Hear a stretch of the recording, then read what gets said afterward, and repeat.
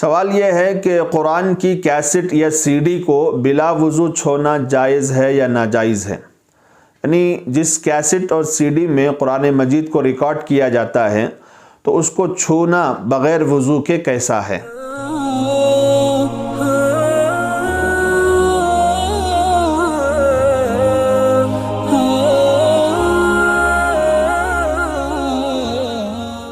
تو جواب اس کا یہ ہے کہ جس کیسٹ یا سی ڈی میں کلام پاک ٹیپ کیا گیا ہو، ریکارڈ کیا گیا ہو،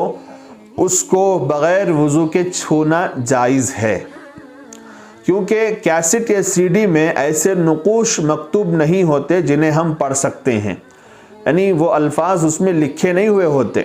بلکہ محض آواز کو روکا ہوا ہوتا ہے، محبوس ہوتی ہے آواز، اس میں ریکارڈ ہوتی ہے، تو لہٰذا اس کے چھونے میں بغیر وضو کے چھونے میں کوئی حرج نہیں ہے۔ لیکن پھر بھی ادب کا تقاضا یہ ہے کہ وضو کے ساتھ قرآن سے متعلق چیزیں چھوئی جائیں۔